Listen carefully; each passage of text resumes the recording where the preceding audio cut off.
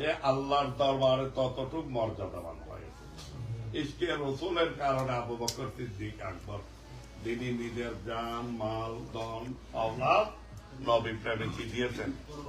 কোরবান দিয়েছেন। তিনি নবীর সাথে ছায়ার মতো ছিলেন, নবীর সাথে ছায়ার মতো। ওনার আলোচনা করতে গেলে তো অনেক আলোচনা, এত লম্বা আলোচনার সুযোগ নাই। এক কথায় উনি নবীজির সাথে ছায়ার মতো ছিলেন। নবীর নোরানি কায়া মোবারকে ছায়া ছিল না, কারণ নবী ছিলেন নূর।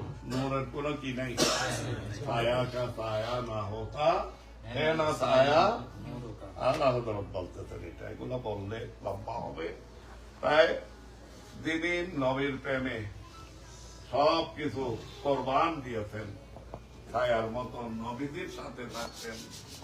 যার ইহসান এর বিষয়ে নবী বলতেছেন যে ইসলামের জন্য আমি নবীকে দ্বারা যতটুক ইহসান করেছে, আমি প্রত্যেকের ইহসানের বদলা দিয়ে দিয়েছি, ঋণ শোধ করে দিয়েছি। কিন্তু দুইজনের ঋণ আমি নবী শোধ করি নাই, তাদের ঋণ শোধ করবেন স্বয়ং আল্লাহ। বড় করে বলুন তাদের মধ্যে একজন হলেন হযরত সাইয়েদনা আবু বকর সিদ্দিক রাদিয়াল্লাহু তাআলা, আরেকজন হলেন আমাদের আম্মা জান উম্মুল মুমিনিন সাইয়্যিদাতুনা খাদিজাতুল কুবরা। ইসলামের প্রথম সময়ে দাদের ত্যাগ, দাদের কোরবানি। সেই জন্য নবী বলেছেন হুব্বু আবি বকরিন ওয়া শুকরুহু ওয়াজিবুন আলা উম্মতি। আমার আবু বকরের প্রেম, মোহাব্বত, ভালোবাসা এবং আবু বকরের শুকরিয়া আদায় করা, কৃতজ্ঞতা প্রকাশ করা আমি নবী আমার উম্মতের উপর ওয়াজিব করে দিলাম। তারকে ভালোবাসা এবং তার ইহসানের শুকরিয়া আদায় করা আমাদের উপর কি ওয়াজিব।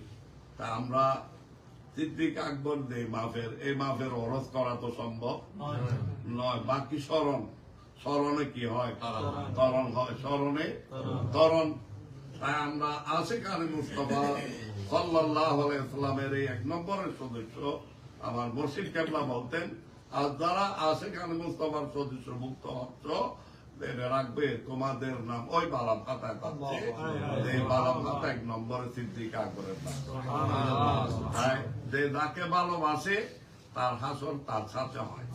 হাদিসে পাকে আল মারু মা মান আহাব্বা, নবী বলেছেন যে যাকে ভালোবাসে তার হাসর তার সাথে হবে। আশিকানে মুস্তাফা মানে আমরা নবী প্রেমিকের দল। আমরা ভালোবাসি কাকে?